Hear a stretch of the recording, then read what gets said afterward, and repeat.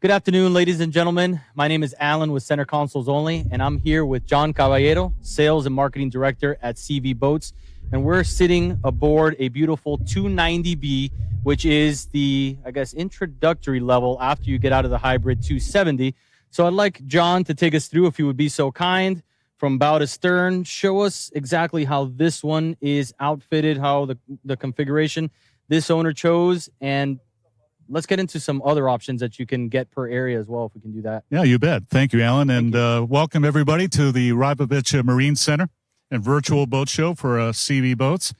So just like what Alan mentioned, this is a 290B, and it's just a great personality boat, offshore, inshore. It's the ideal size for trailering, yet it has that big boat feel offshore. It could be custom configured to be a fishing boat, a cruising boat, a sandbar boat, or all the above. And this boat, I think, is a great example of all the above. Starting it here at the bow, we have a nice ample size anchor well up forward. It also has access within the boat. And this boat is configured with the loungers, which could act as a bench seat, which is the configuration that they're in now, or with the press of a button, Alan, you could demonstrate. I'm the Vanna White of the show here at the moment. Thank you. It electrically actuated backrest, so you could get comfortable in the lounger.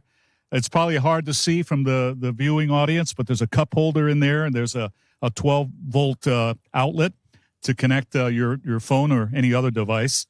I'm standing literally on the fish box. I think everybody has seen the SeaVee fish box.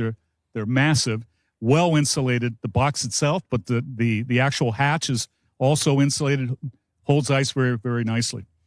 So behind... One thing, John, before you jump into that, I'm sorry, this front piece here, which I'm not sure if you guys can see it, but it's a pretty interesting feature. It's removable. So this piece is actually meant to continue this lounger area and make it a larger seating area. And there's a removable table, I believe, John. Is that what you mentioned? That's right. Removable table to make this kind of like a dining area, extremely comfortable. But if you're going to go fishing, you can remove that piece, or you can also leave it in. There's a sea deck type material on it, so you get great grip. You can cast from here, get to your anchor with perfect ease, and you can adjust it depending on what you're going to do for that day. So a really, really nice feature.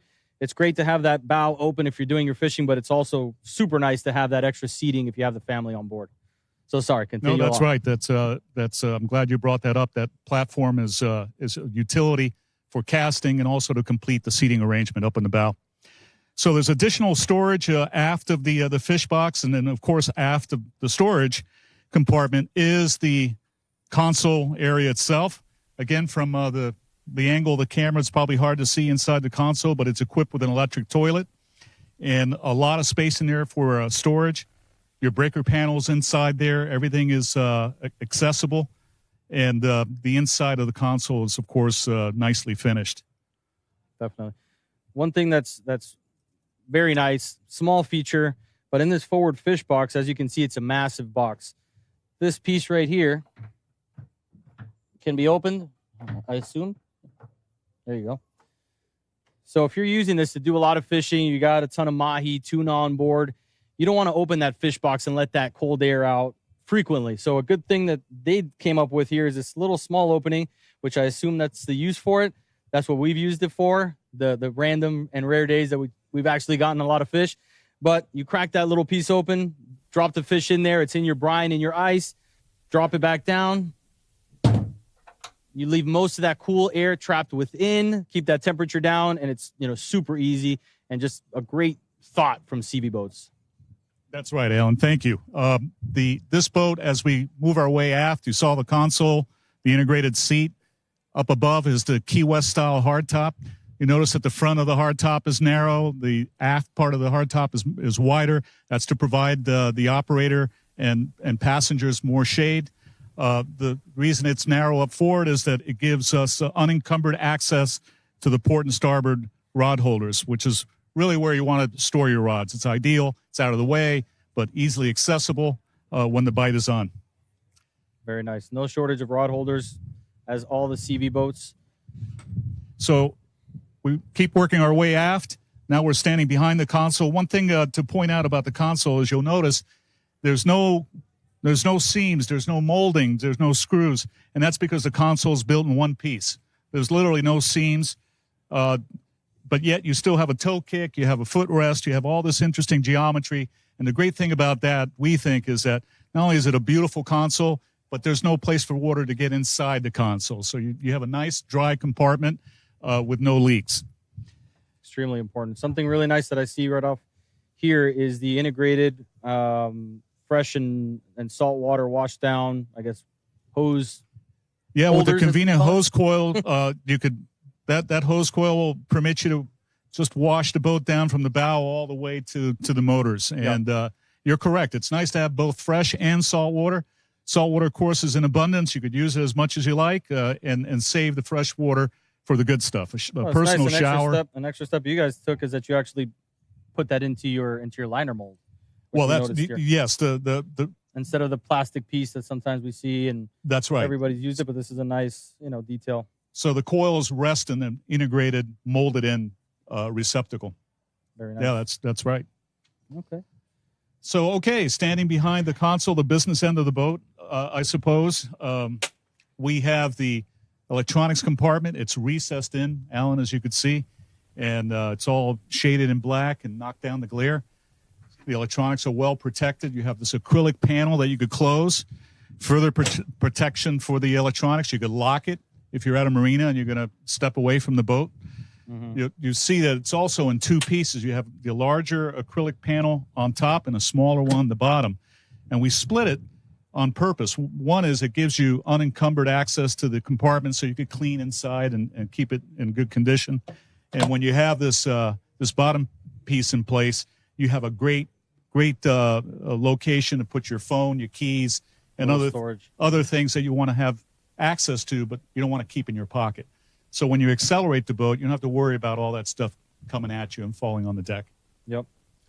It's the little things you don't notice until you're out there and you need them. And that's one thing definitely SeaVee does really well. It seems like you guys have used the boats, you fish the boats. Those little details that everyone thinks about, you guys have actually tackled and created a solution for. So, that's right. We're always trying to come up with a better way to solve a problem on the boat, and I think this is a reflection of that approach. I'm seeing this Gemlux steering wheel.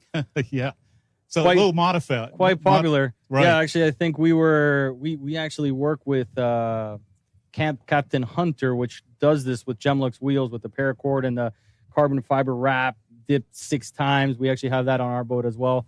Absolutely gorgeous. I don't know if you guys can see it from out there or if I'm in the way, but a beautiful detail to a already beautiful wheel from Gemlux. It is. So notice that from a mile away. So when we turn around, we look at the leaning post. This is our newest leaning post. It's an open concept leaning post. I think it scales very nicely with the boat. It has a storage compartment under the seat.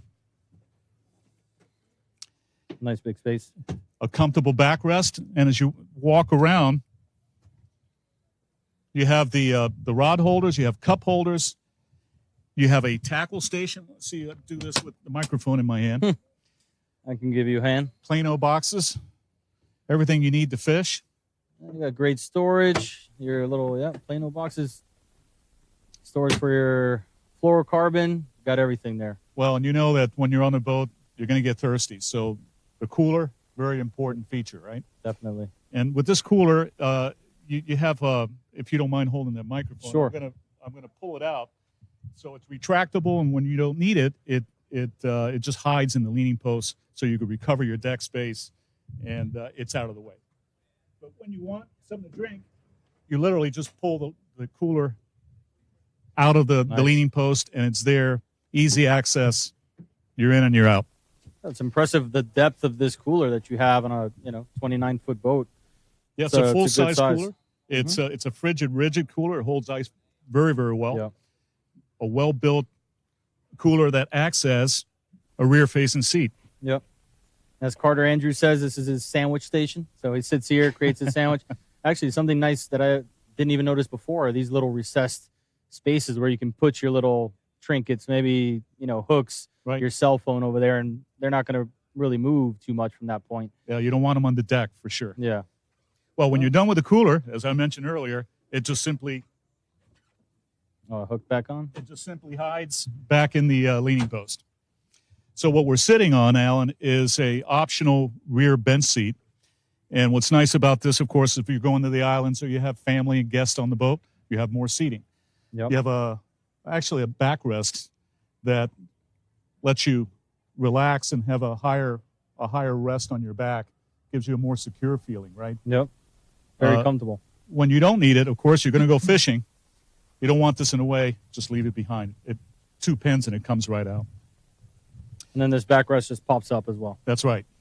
You leave that behind. Very nice. So I'm standing on the aft storage compartment, and it's a very large compartment. It's hard maybe to tell from the camera, but it goes under the leaning post, so there's lots of storage there. Wow.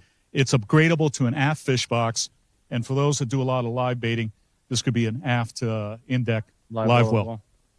Oh, one thing I noticed for a 29-foot boat, the amount of space, you don't feel like you're on a 29 here at all. You feel like you're in at least a 32 just by walking through it. You tell me this is a 29 without knowing prior, I probably wouldn't believe you. So all the deck space, the fish boxes, the seating for a 29 is fantastic. Everything is scaled in a manner to give you maximum room and comfort on the boat and functionality. Yep. So whether you're fishing it or whether you're just enjoying time with your family at the sandbar, you got it all here, what you need.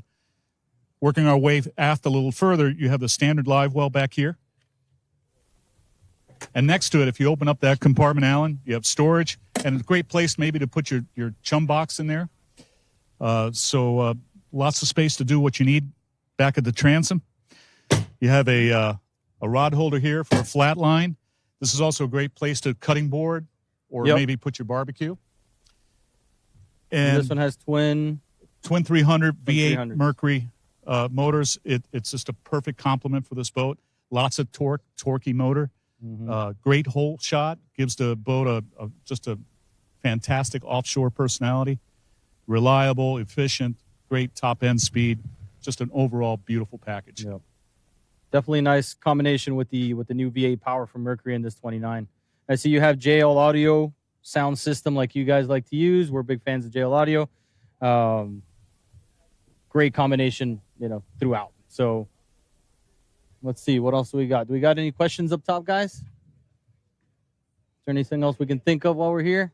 Well, you were talking about JL Audio. This hardtop has a pod actually molded into the hardtop. Oh yeah, to actually house a pair of JL Audio speakers. Very nice. So really, the sound system on this boat is world class. Very impressive. And for you guys at home, these speakers up here are the ones, if you do the sandbar thing and you're actually out of the boat, usually these underneath that are below the gunnel height, they don't really resonate outside of the boat if you're actually, just hanging out in the water or beneath that gunnel level. So this right here is excellent to get a little bit of that sound out in the water if you're hanging out with your family at the sandbar. So nice little feature. One question we actually just got through the radio is what are the largest screens you can facilitate on a 290 here? You know by chance?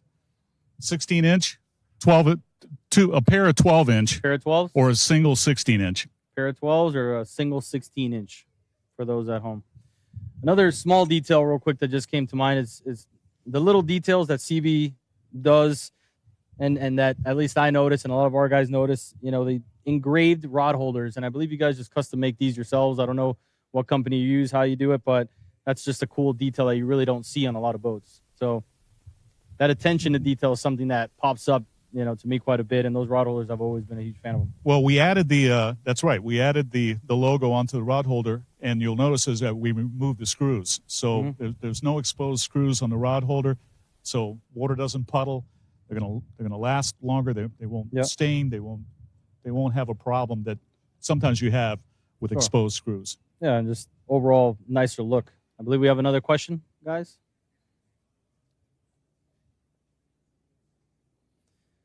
Is it possible to turn the transom storage into a second live well? This one up top? That's a great question, and the answer is yes. Yes, you could have it's a smaller live well, but you'll have a second one on the transom for sure. One thing with SeaVee as well is these boats are highly customizable. If you come in, whether you're, the aggressive tournament fisherman, or just the family person that wants to go out with their kids. They'll accommodate your needs and build exactly what you want. So that's the beauty of it. It's not like you're buying one out of a dealership. These are all custom built to their owner, exact color combinations and specifications that they want themselves. Alan, that's such a great point. You've been to our factory. When you walk through the factory or you're out at a boat show or even here at the virtual show today, you'll see that no two SeaVees are the same. Right. They have different features, different layouts, certainly different colors, different tops. And the reason for that is each one is built for the specifications of the customer, and they reflect the personality and the lifestyle of its owner. So they're all different, and they're different for a reason. Okay, very good. I think we got another question. Well, I don't know if you're going to have this one offhand, but do you have any idea of the gunnel height at the leading post area? No, but we can measure that. I don't have a measuring tape on me. But we might have to get back to you on that. We'll respond in the comments. But yeah, I think what's a standard kind of at the transom, like a 25-inch, something like that, gunnel height? But I'm guessing, but it would be in that neighborhood. Go ahead. Okay, do you have any idea of the performance numbers on this combination specifically? The Hunter, do you guys have it? The 60-mile-per-hour boat. So top speed, and that varies. Go a little faster depending on conditions and how much weight you're carrying on the boat. But what really is impressive, the top speed is nice, but the whole shot is phenomenal. Yeah. The torque of the V8 engine can't be overstated. Yeah, definitely. The beauty of these engines, just getting out of the hole, it doesn't matter if you're loaded down or not. And then when you get into that point where you're just cruising easy at 30 miles an hour, if you actually just push that pin down, the mid-range is they'll drop you back impressive. in your seat. So, again, a great combination with the 290 and the V8 300s from Mercury. I think we have another question. They're liking you on the on the stream today, John. What do we have? You guys do a coffin box configuration in the bow? We do. Okay. A coffin box is optional. I think we have one in the fleet here today. It's probably what was it? It was on the 34. Okay, so the bow area, you can either go clean, completely open, you can do the seating like that, or a coffin box. That's right. Okay. Open, loungers, coffin box, and actually, for those that want a hybrid scenario up in the bow, you could have removable bench seats as well. Similar concept to what you have on the transom. Okay. Very nice. Space, you can just remove those that forward seating and just get it completely out of the way. Also a nice feature. So I think we're good, John. If there's nothing else to go through here or anything else you guys can think of, we got a fuel burn question coming in now. The fuel burn on the say like an optimal cruise. You have an idea of a mile per gallon?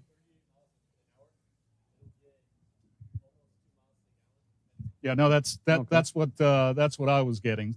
So with an average condition, average load, you could really expect to get 38 to 40 miles per hour and 2 miles per gallon. That's great. Excellent. Yeah, that's phenomenal. Yeah. All right. So John, that's a good question. That was a good question. Yeah. Thank you guys for submitting those questions. We want you to keep on doing that. And if you have questions after the fact, we're actually going to re-put those videos. The videos are going to live on our YouTube channel. So any questions that come in, we'll come in after the fact and answer them for you. And if we don't have the questions, we're going to reach out to these guys, the professionals, and get those answers for you and make sure we get them all answered. So thank you for submitting your questions and keep doing so throughout the 2-day virtual boat show. John, thank you very much again. Thank you, for having us and for walking us through. Barrett, Hunter, appreciate that as well. And, okay, we're going to be back at 3 o'clock with Furuno. We're going to do a chat with them on the 450Z and see how that whole integration happened and everything that's set up on that boat. So stay tuned for that. Thank you, everybody.